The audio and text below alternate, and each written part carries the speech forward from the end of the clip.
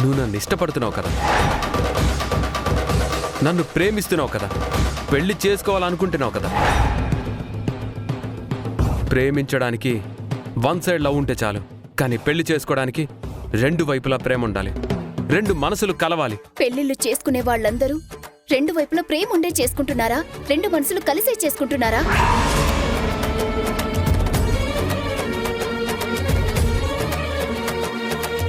ఒకవేళ రెండో వ్యక్తికి ప్రేమ లేకపోయినా పెళ్లి తర్వాత కానీ ఆటోమేటిక్ గా ప్రేమ పుడుతుంది, మనసులు కలుస్తాయి. అది నీ భ్రమ, నీ భ్రాంతి.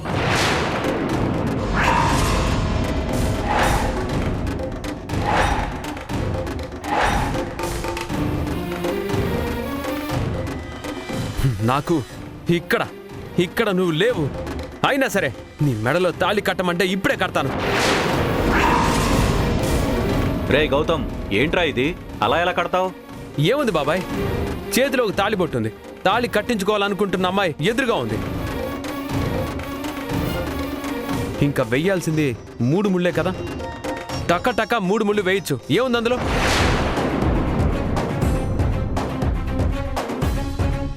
గ్రాండ్గా పెళ్లి చేసుకుంటేనే పెళ్ళా? ఇలా తాళి కడితే పెళ్లి కాదా ఏంటి?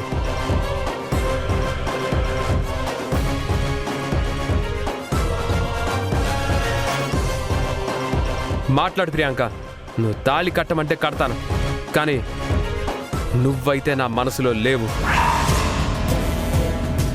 ఆలోచన లేదు, ఎప్పుడు లవ్ పుట్టలేదు. నిన్ను నా భార్యను చేసుకుందామనే ఫీలింగ్ కూడా ఎప్పుడు కలగలేదు. మరి ఎవరి మీద కలిగింది? ఎవరి మీద లవ్ పుట్టింది? ఝాన్సీ మీద.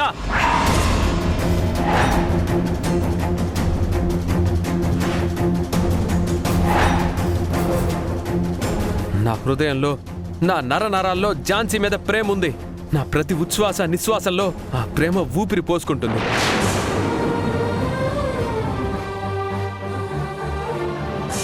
నా ప్రతి గుండె చప్పుడు తన పేరుని పలకరిస్తుంది. నా ప్రతి రక్తపు బొట్టు తన రూపాన్ని చూపిస్తుంది. మొత్తంగా ఝాన్సీని నేను ఆవాహన చేసుకున్నాను. ఝాన్సీ నాలో ఆవహించిపోయింది.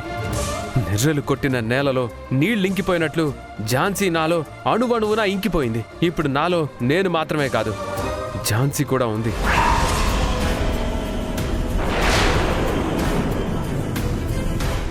అది ఝాన్సీ మీద నాకున్న ప్రేమ. అయినా నువ్వు తాళి కట్టించుకుంటానంటే చెప్పు, కట్టేస్తాను.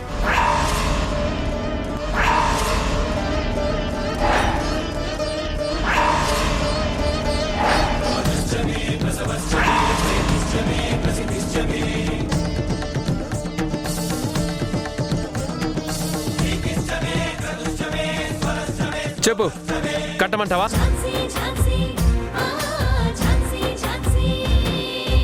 నువ్వు నాకు ఒక మాట ఇస్తే తింటాను. ఏంటది?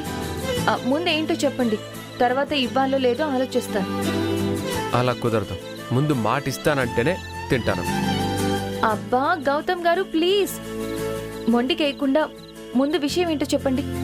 ఝాన్సీ, నేను చెప్పిన తర్వాత నువ్వు నో చెప్పనని అంటేనే చెప్తాను. చెప్పాక మళ్ళీ నో అంటే నేను భరించలేను. సరే చెప్పండి, నేను నో అని చెప్పను, మీరేం భయపడకండి. సరే అయితే చెప్తాను, కానీ ఇప్పుడు కాదు, టైం వచ్చినప్పుడు. సరే అయితే ముందు తినండి. ఝాన్సీ, నీ చేత్తో ప్రేమగా తినిపించవా? అది ఒక్క ముద్దైనా సరే కడుపు నిండిపోతుంది.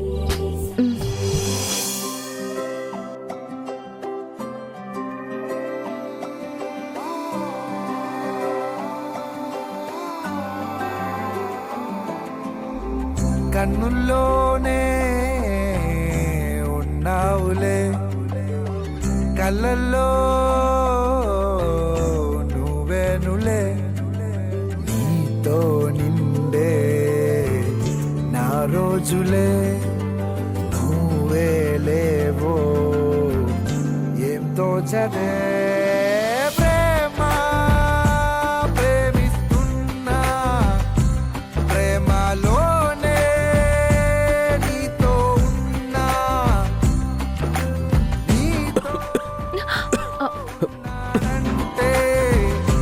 నాతో నేనే ఉన్నట్టుందే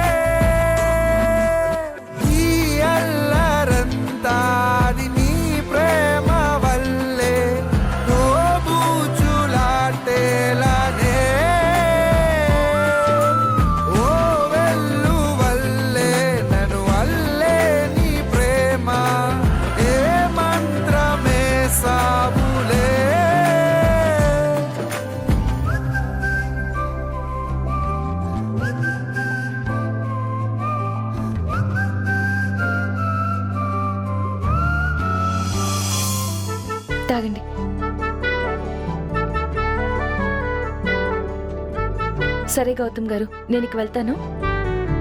చాలా లేట్ అయిపోయింది కదా, మీరు ఇంకా పడుకోండి. ఉం?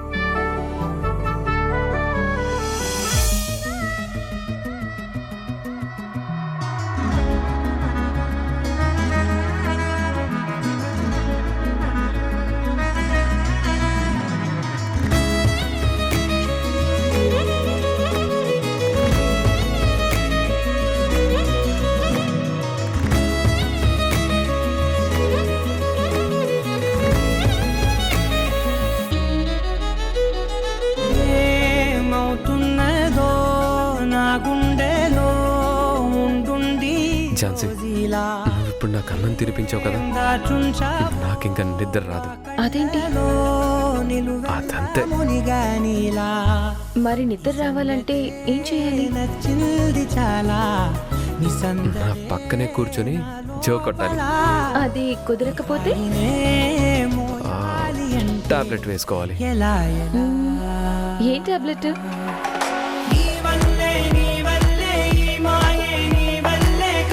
ఈ టాబ్లెట్.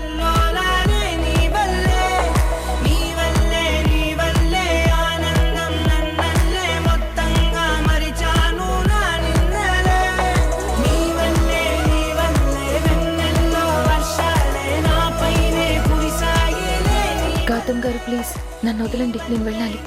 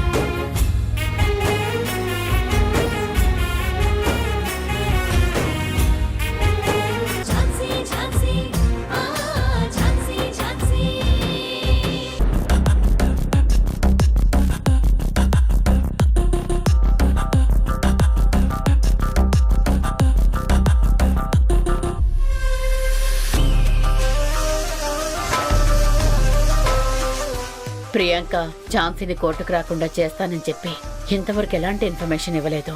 ఇంతకీ ఝాన్సీని ఆపగలిగిందా లేదా ఒకసారి ఫోన్ చేసి తెలుసుకుంటాను.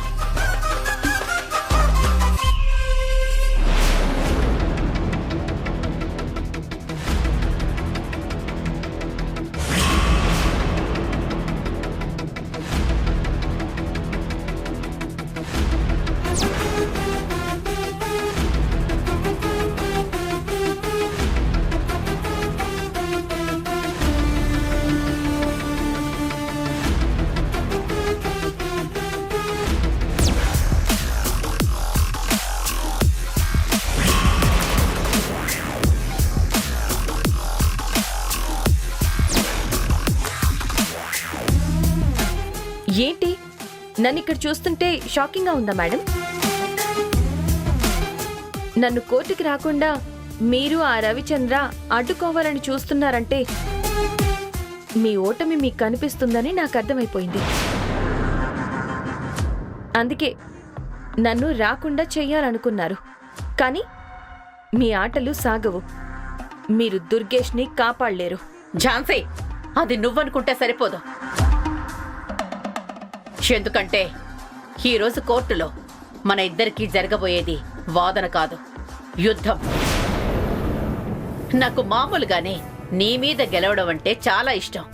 అలాంటిది ఈరోజు జరగబోయే కేసులో గెలుపు నాకు చాలా అంటే చాలా అవసరం. దానికోసం నేను ఎంతవరకైనా వెళ్తాను. కానీ గెలుపు సాధించే కోర్టు బయటకు వస్తాను. మేడం, మనిషికి కాన్ఫిడెన్స్ ఉండొచ్చు, కానీ ఓవర్ కాన్ఫిడెన్స్ ఉండకూడదు. గెలుపుని నిర్ణయించేది ఆధారాలు. దుర్గేష్ తప్పు చేశాడు అనడానికి నా దగ్గర అన్ని ఆధారాలు ఉన్నాయి. వీటితో నేను ఈరోజు బెయిల్ క్యాన్సిల్ చేయించి దుర్గేష్ని కస్టడీకి పంపిస్తాను. ఆ తర్వాత అసలు నిజాల్ని గౌతమ్ గారు వాడితో చెప్పించాక ఛార్జ్షీట్ ఫైల్ చేస్తారు. అదే జరిగితే మీరు ఆ రవిచంద్ర వాణ్ణి జీవితాంతం జైల్లోనే చూడాల్సి వస్తుంది. నువ్వు ఎంత ప్రయత్నించినా ఎంత పోరాడినా ఈరోజు దుర్గేష్కి బెయిల్ రాకుండా క్యాన్సిల్ చేయించలేవు. నా గెలుపుని ఆపలేవు. మేడం, మీరు మీ గెలుపు కోసం పోరాడుతున్నారు, నేను న్యాయం కోసం పోరాడుతున్నాను. గెలుపు కొనుక్కుంటే కూడా వస్తుంది, కానీ న్యాయాన్ని అలా కొనుక్కోలేము. అదెప్పుడు నిజం పక్షాన నిలబడుతుంది. దాన్ని ఫేస్ చేయడానికి రెడీగా ఉండండి.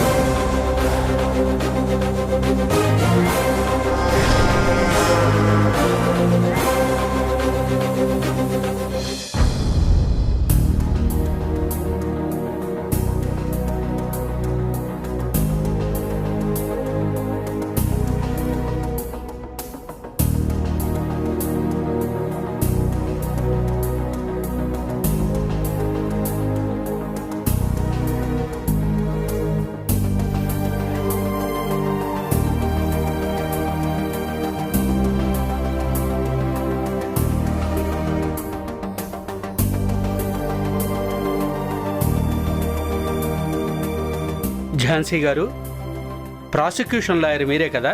Start the proceedings. Thank you, your honour. Your honour, నేరం ఆరోపించబడి రిమాండ్లో ఉన్న దుర్గేష్ అతని ఫ్రెండ్స్ని బయటికి తీసుకువెళ్లడానికి పాపం డిఫెన్స్ లాయర్ గారు అష్ట కష్టాలు పడుతున్నారు. ఇలాంటి క్రిమినల్ మైండ్ సెట్ ఉన్నటువంటి ఈ నలుగురు యువకులు సమాజంలో తిరగడానికి అర్హులు కారు అని ట్రయల్ కోర్ట్ వాళ్ళకి బెయిల్ ఇవ్వలేదు. Objection your honour.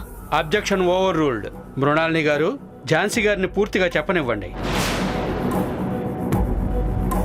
Thank you, your honour. అక్కడ బెయిల్ రాకపోవడంతో వెంటనే హైకోర్టుకు వచ్చారు. ఎస్ఐ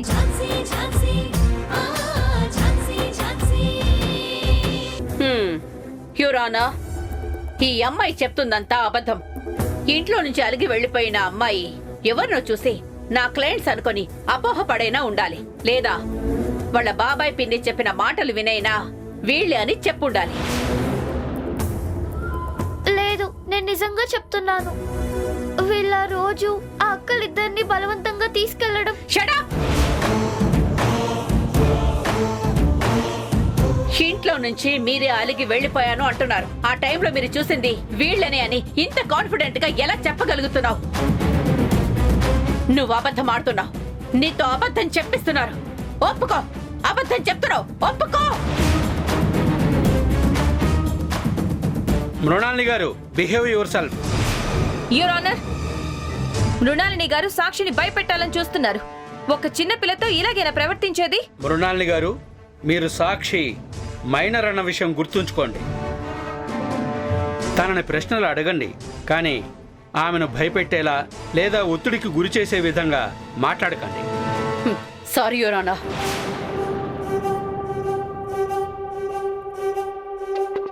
ఓకే, వాళ్ళని చూసానంటున్నావు కదా, అంటే వాళ్ళు ఎలా వచ్చారు? అదే దేనిలో వచ్చారు? కార్లో వచ్చారా లేదా బైక్లో వచ్చారా? జీప్ లో వచ్చారు. యువర్ ఆనర్, కవిత ఐశ్వర్యలను కూడా క్రాస్ ఎగ్జామిన్ చేయడానికి పర్మిషన్ ఇవ్వాల్సిందిగా కోరుకుంటున్నాను. Permission granted.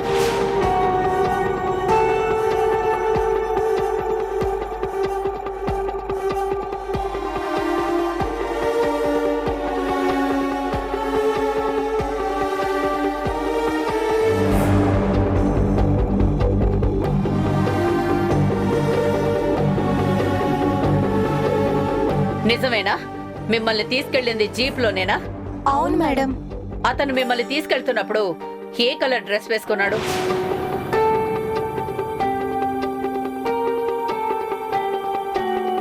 అంటే గుర్తులేదా? పోనీ నీకు గుర్తుందా అతను ఏ కలర్ డ్రెస్ వేసుకున్నాడో? పింకా, రెడ్డా, బ్లూనా?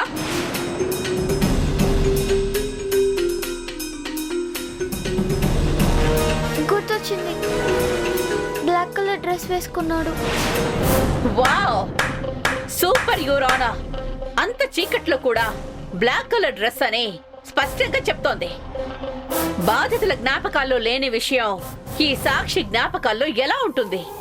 ఈ ఒక్క అంశమే చెప్తోంది, ఈ బాలిక చెప్పిన సాక్ష్యం నిజమైంది కాదు అని.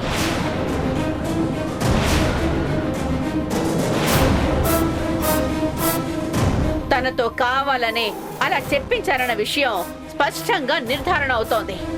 యువరానా, నిజమేంటో తెలిసిపోయింది కాబట్టి ఇప్పటికైనా నా క్లయింట్స్ కి బెయిల్ మంజూరు చేయవలసిందిగా కోరుకుంటున్నాను. Objection your honour. మృణాలిని గారు నా సాక్షి చూసిన నిజాన్ని అబద్ధం అని నిరూపించడానికి చాలా కష్టపడుతున్నట్టున్నారు. ఇప్పుడే నేను ప్రూవ్ చేస్తాను. నేను దుర్గేష్ వాళ్ళని క్రాస్ ఎగ్జామిన్ చేయాలని అనుకుంటున్నాను. Permission granted. Thank you your honour.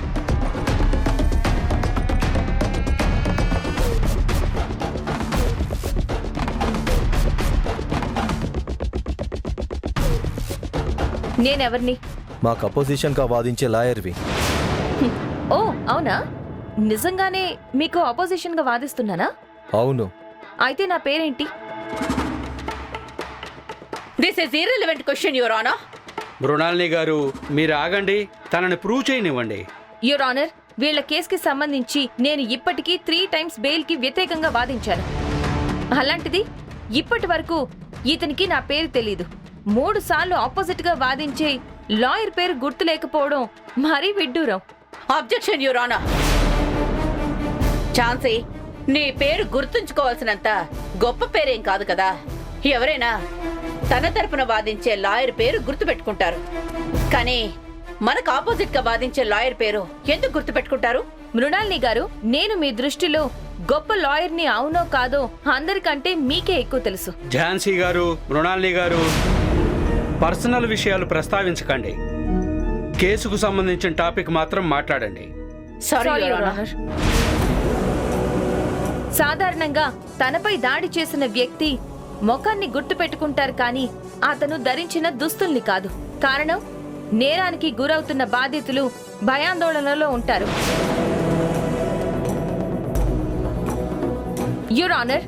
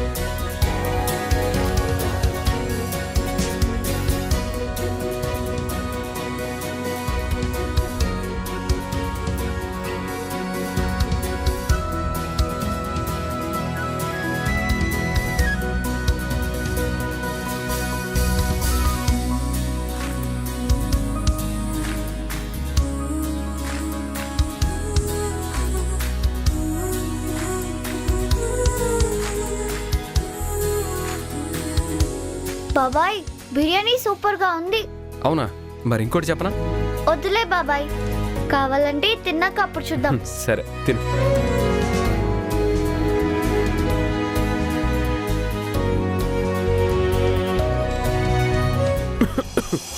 అయ్యో గౌతమ్ గారు, ముందు ఈ వాటర్ తాగండి. గౌతమ్ గారు,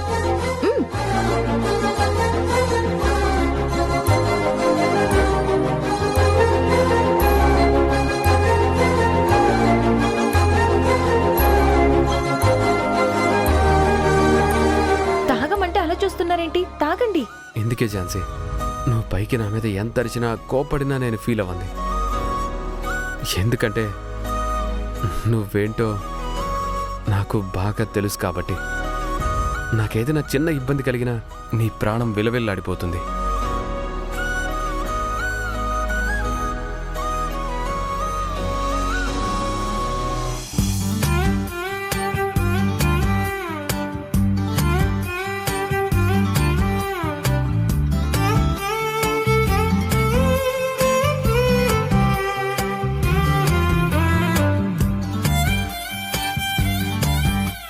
ఓ మంట, బిర్యానీ చాలా కారంగా ఉంది. ఇప్పుడు ఏం చేయాలి?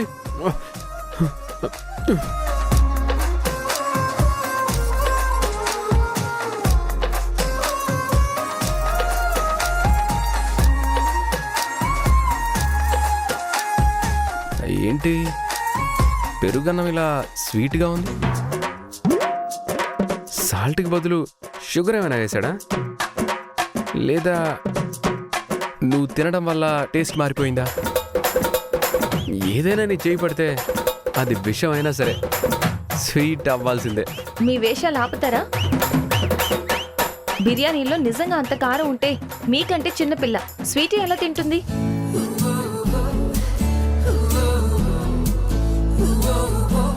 నిజం ఝాన్సీ, బిర్యానీ చాలా స్పైసీగా ఉంది. కావాలంటే నువ్వే కొంచెం తిను. అవసరం లేదు.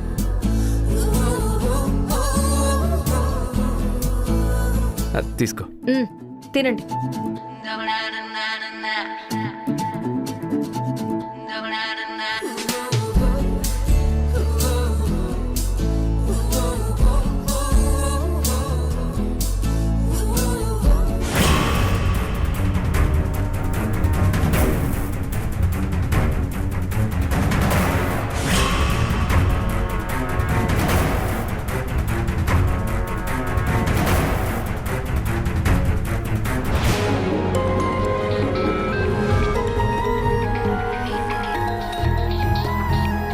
ఒక్క నిమిషం, నాన్న ఫోన్ చేస్తున్నారు. హలో నాన్న. హలో గౌతమ్, ఎక్కడున్నావురా? నేను రెస్టారెంట్లో ఉన్నా నాన్న, భోజనం చేస్తున్నా. నువ్వు అర్జెంటుగా బయలుదేరి ఇంటికి రా. ఏమైంది నాన్న? ఎందుకు? మీ అమ్మ ఇంట్లోంచి వెళ్ళిపోతుందిరా.